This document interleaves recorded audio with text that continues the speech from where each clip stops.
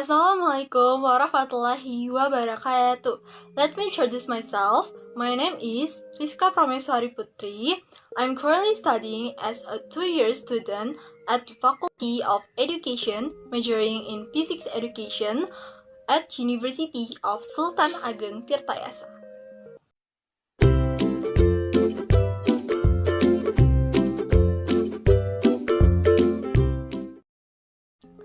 Hello everyone, how are you today? I hope you will always be healthy and stay enthusiastic in this learning time, right? In this video, we are going to study about elasticity and Hooke's law. Before we study, let's pray together. Pray, begin.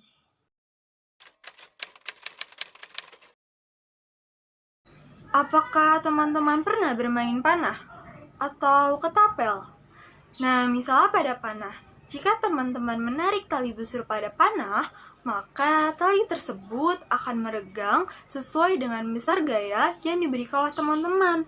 Jika teman-teman melepaskan gaya tarikannya kepada tali, maka tali juga akan kembali ke bentuk atau posisinya yang semula. Kok bisa? Nah, misalnya tali busur panah digantikan dengan bahan yang lain. Apakah masih bisa digunakan seperti yang semula? Yuk kita cari tahu jawabannya. Tali pada busur panah ternyata harus memiliki sifat elastis, supaya saat gaya tarik pada tali dilepaskan, tali akan melepaskan anak panah melesat seiring dengan kembalinya ke bentuk semula. Tapi ngomong-ngomong masalah elastis, sebenarnya apa ya elastis itu? Oke, mari kita lakukan eksperimen sederhana untuk menentukan sifat elastis, plastis, dan juga rapuh. Yang pertama, kakak akan menggunakan karet gelang. Nah, apa ya yang akan terjadi pada karet gelang ini jika kakak berikan gaya atau tarikan? Ternyata, karet gelang ini mengalami perubahan bentuk atau wujud yang biasa kita kenal dengan nama deformasi. Jika salah satu tarikan atau gaya yang kakak berikan pada karet gelang ini kakak lepas atau kakak hilangkan, kira-kira apa ya yang akan terjadi? Ternyata karet gelang ini kembali ke bentuk semula. Nah, kemampuan suatu benda untuk kembali ke bentuk, posisi, atau ukurannya semula ketika gaya tarik atau gaya dorong yang diberikan pada benda tersebut dihilangkan disebut sebagai sifat elastis. Itu berarti karet gelang bersifat elastis. Dalam grafik, sifat elastisitas ditunjukkan dengan garis linear. Hal ini menunjukkan gaya F pada benda elastisitas sebanding dengan pertambahan panjang bendanya. Ketika gaya F melampaui titik A, ternyata garis yang ada pada grafik sudah tidak lurus lagi. Hal ini menandakan bahwa batas linearitas sudah terlampaui, namun benda tersebut masih dapat kembali ke bentuk atau posisi semula. Oleh karena itu, daerah yang dibatasi oleh titik O sampai titik B merupakan daerah elastis. Selain karet gelang, masih banyak loh benda-benda yang bersifat elastis. Apa saja ya?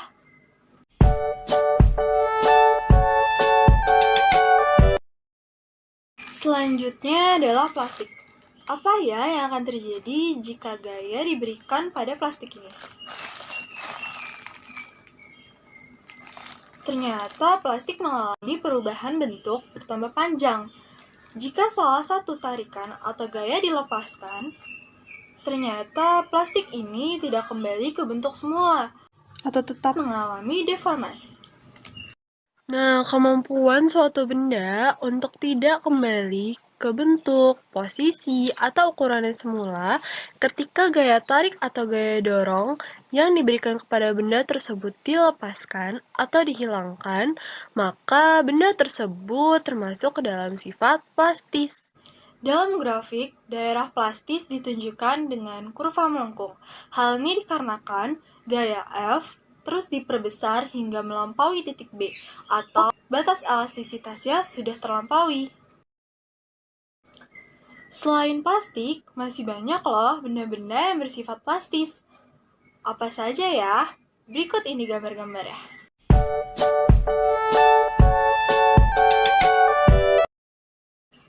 Nah, yang terakhir kakak akan menggunakan keripik. Kira-kira apa ya yang akan terjadi jika kakak berikan gaya pada keripik ini? Ternyata keripik langsung patah atau hancur.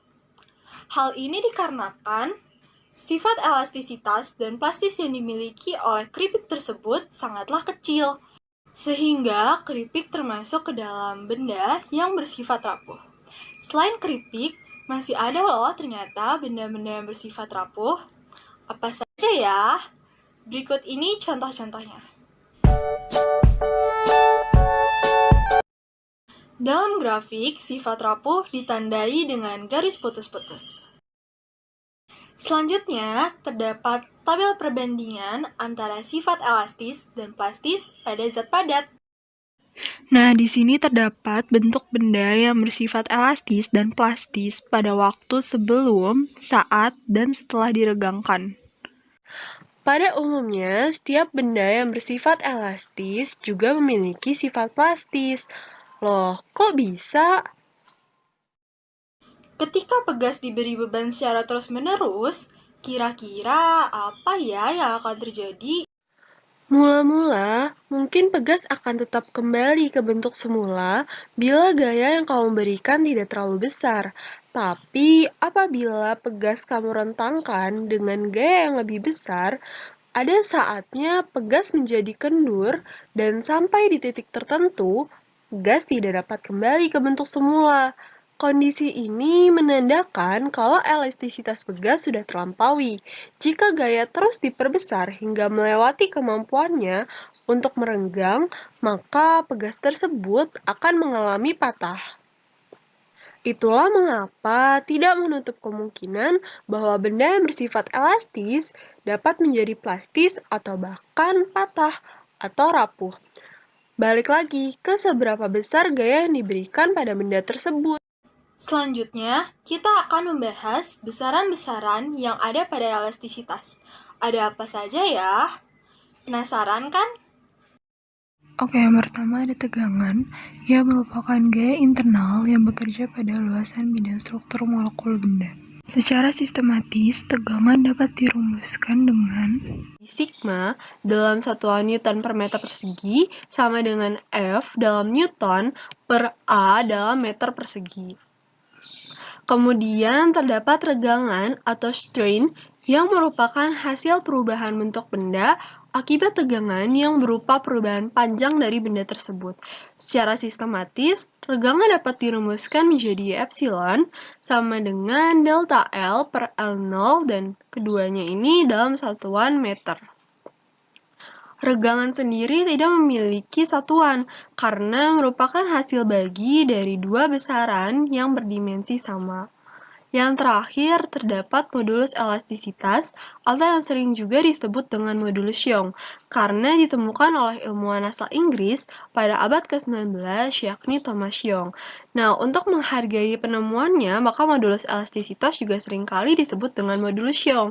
Makanya lambangnya pun Y. Tetapi ada juga yang lambangnya E, karena sebenarnya modulus elastisitas dan modulus Young sama saja. Jika kita substitusikan nilai tegangan sebesar F per A dan regangan sebesar delta L per L0, maka bisa kita dapatkan persamaan modulus Young sebesar F dikali L0 per A dikali delta L dengan modulus Young dalam satuan Newton per meter persegi. Untuk modulus elastisitas atau modulus Young sendiri bergantung pada jenis zat dan tidak tergantung pada ukuran atau bentuk dari zat tersebut. Untuk mengetahui nilai dari modulus elastisitas pada berbagai zat, kita bisa melihat tabel yang ada di bawah ini. Di tabel ini terdapat nilai modulus elastisitas pada besi, baja, perunggu, aluminium, beton, batu bara, marmer, granit, kayu atau pinus, nilon, dan tulang muda. Nah, sekarang supaya kalian semakin paham, Kita coba latihan soal bersama-sama yuk. Oke, contoh soal yang pertama. Sebuah kawat baja sepanjang 1,5 meter memiliki diameter 0,2 cm. Jika kawat tersebut meregang sepanjang 0,25 cm ketika ditarik suatu gaya, maka besar gaya tegangan pada kawat tersebut adalah dengan catatan bahwa modulus elastisitas dari kawat baja sebesar 2 kali 10 pangkat 11 N per meter persegi. Nah, dari soal, kita ketahui bahwa besar modulus elastisitas 2 kali 10 pangkat 11 Newton per meter persegi. Nah, kita juga ketahui bahwa pertambahan panjangnya sebesar 0,25 cm yang kita ubah ke dalam satuan internasional menjadi 0,0025 meter. Lalu ada panjang awalnya sebesar 1,6 meter dan D diameter 0,2 cm. Kita ubah ke dalam meter menjadi 0,002 meter. Nah, dari yang sudah dijelaskan sebelumnya, kita mendapatkan persamaan modulus elastisitas di mana E sama dengan F dikali L0 per A dikali delta L. Nah, dalam soal ini yang kita ingin cari adalah gaya. Maka kita bisa menjadikan persamaan gaya dari persamaan modulus elastisitas ini, di mana F yang tadinya ada di ruas kanan bisa dipindahkan ke ruas kiri, lalu E yang ada di ruas kiri bisa dipindahkan ke ruas kanan. Maka menjadi F sama dengan E dikali A dikali delta L dibagi dengan L0 atau panjang awalnya. Nah, kita tahu bahwa luas penampang bagian kawat itu berbentuk lingkaran. Nah, jadinya kita bisa mencari A sama dengan PR kuadrat yang merupakan luas lingkaran, di mana Pi sama dengan 3,14, R adalah 10 pangkat min 3 yang kita dapatkan dari diameter dibagi 2, terus dikuadratkan karena ini PR kuadrat, maka menjadi 3,14 dikali 10 pangkat min 6 meter persegi. Nah, untuk menemukan nilai F, maka kita bisa mensubstitusikan nilai A yang ada di sini menjadi 0,0025 dikali 2 dikali 10 pangkat 11 dikali 3,14 dikali 10 pangkat min 6 dibagi 1,6. Nah, sehingga bisa kita peroleh nilai dari F sebesar 980 Newton. Kemudian untuk contoh soal yang kedua.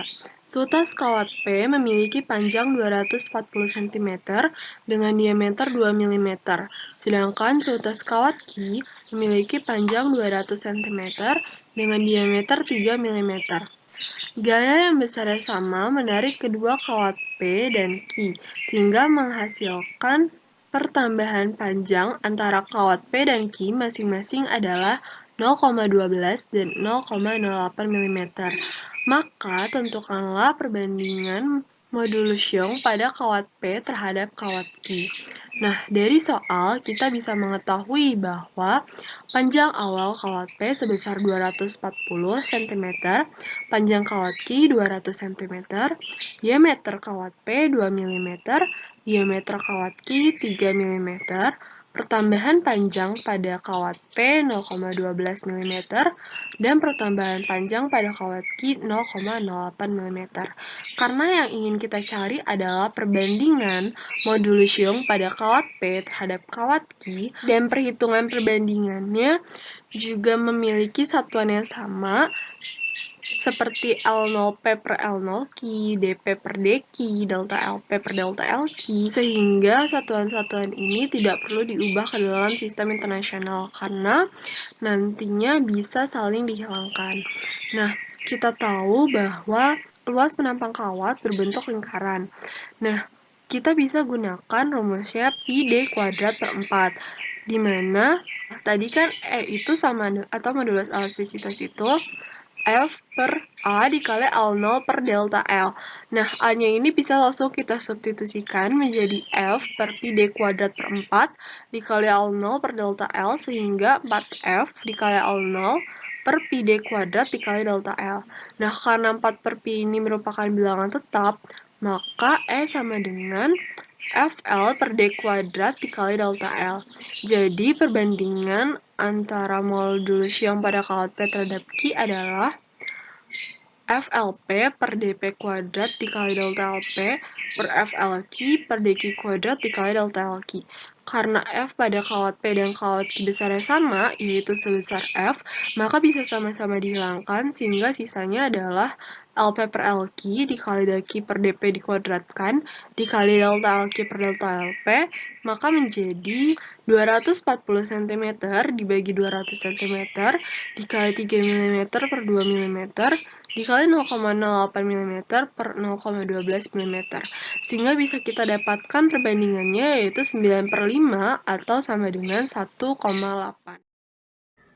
Berdasarkan eksperimen yang telah dilakukan sebelumnya, kita jadi tahu bahwa sifat elastisitas pada suatu benda ternyata memiliki batasan, dan besar gaya yang diberikan pada suatu benda ternyata sebanding atau berbanding lurus dengan pertambahan panjang bendanya. Hal ini ternyata telah lebih dulu disimpulkan oleh ilmuwan bernama Robert Hooke dalam percobaannya terhadap pegas. Oleh karena itu, Robert Hooke mengeluarkan hukum yang bernama hukum Hooke. Selanjutnya ada bunyi hukum Hooke, di mana hukum Hooke menjelaskan tentang besar gaya maksimum yang dapat diberikan oleh suatu benda elastis agar tidak melewati batas elastisitasnya dan menghilangkan sifat elastisitas pada benda tersebut. Besarnya gaya F akan berbanding lurus dengan pertambahan panjangnya atau delta X, sehingga dalam grafik juga ditunjukkan dalam garis linier. Itu berarti semakin besar regangan pada pegas, maka semakin besar pula gayanya. Hai Ger, bagaimana dengan pelajaran tadi? Apakah kamu sudah paham? Hai Din, alhamdulillah paham. Bagaimana dengan kamu? Tadi kulihat seperti kamu masih ada yang bingung ya? Bukan bingung sih, tapi sebenarnya ada yang ingin kutanyakan tadi ke ibu guru. Cuman aku malu, kira nggak jadi deh. Ya, sayang sekali. Memangnya apa yang ingin kamu tanyakan? Yang ingin kutanyakan adalah bagaimana cara membuktikan bunyi hukum Hooke itu loh. Apakah kamu mengetahuinya? Oh itu, aku tahu kok. Aku coba untuk jelaskan ya. Dinda, coba sekarang kamu simak video simulasi ini dengan baik ya. Oke Pak Guru Gary. Baik, selanjutnya kita akan menjelaskan tentang percobaan untuk membuktikan adanya hukum Hooke pada pegas. Mula-mula, kita persiapkan 3 jenis pegas yang memiliki panjang mula-mula yang sama, yaitu sebesar 30 cm. Nah, di sini agar terjadi pertambahan panjang, kita beri beban pada pegas yang pertama sebesar 50 gram, sehingga mengalami pertambahan panjang sebesar 5 cm. Nah, akibat dari 50 gram ini, mula-mula 30 cm menjadi 35 cm, maka mengalami pertambahan panjang sebesar 5 cm. Kemudian, pada pegas yang kedua, juga diberikan beban yang jauh lebih besar dari pegas yang pertama, sebesar 100 gram, sehingga yang mula-mula 30 cm bertambah menjadi 40 cm. Kemudian pada pegas yang ketiga juga diberikan beban lebih besar dari pegas yang kedua sebesar 250 gram. Sehingga dapat kita peroleh data dari 3 buah percobaan pegas tersebut, yakni seperti berikut. Dari data tersebut, kita jadi mengetahui bahwa massa beban M berbanding lurus dengan pertambahan panjangnya delta L. Hal inilah yang mengakibatkan besar gaya F sebanding dengan pertambahan panjang delta L. Dalam grafik bisa dilihat seperti berikut. Data dan grafik tersebut menunjukkan hal yang sama dengan bunyi hukum Hooke. Itu berarti kita telah berhasil membuktikan bunyi dari hukum Hooke. Jadi bagaimana? Sekarang kamu sudah lebih paham kan?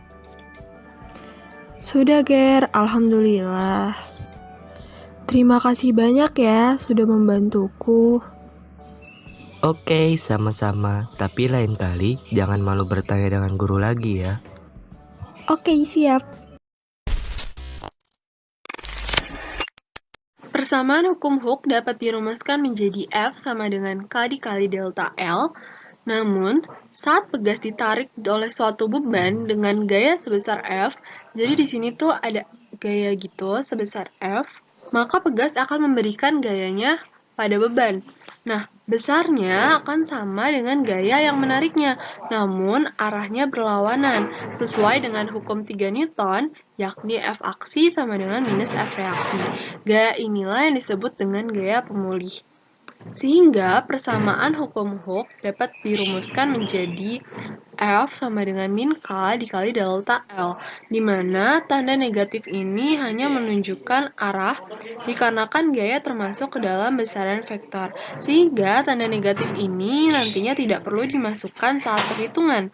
Selanjutnya, di sini terdapat beberapa keterangan. Yang pertama ada F, gaya dalam Newton, K, konstanta pegas dalam Newton per meter, dan terakhir ada delta L atau pertambahan panjang dalam meter. Contoh soal yang terakhir, sebuah pegas dengan konstanta pegas sebesar 1000 Newton per meter ditarik dengan gaya sebesar 100 Newton. Maka, berapakah pertambahan panjang pegas tersebut? Nah, dari soal kita bisa mengetahui bahwa konstanta pegas sebesar 1000 Newton per meter dan gaya sebesar 100 Newton. Dan yang ditanyakan adalah pertambahan panjang dari pegas tersebut. Nah, dari penjelasan sebelumnya, kita menemukan bahwa persamaan hukum Hooke adalah F sama dengan K delta L.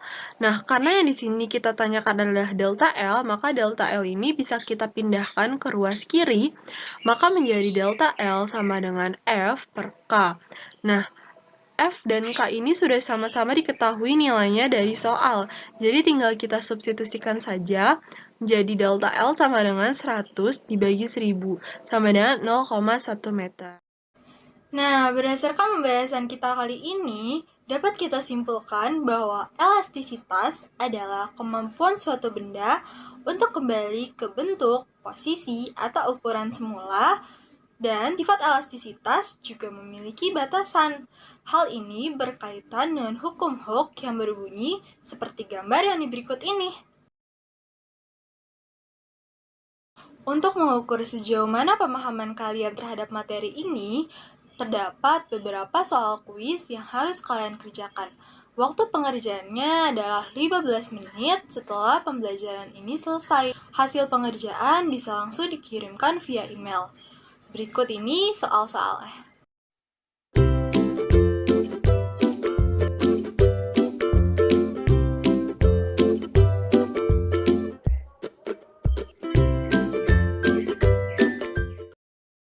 Untuk meningkatkan pemahaman kalian terhadap materi ini, terdapat beberapa latihan soal yang dapat kalian kerjakan. Batas pengumpulan tugasnya adalah seminggu dari sekarang. Hasil pengerjaannya juga bisa langsung dikirimkan via email. Berikut ini soal-soalnya.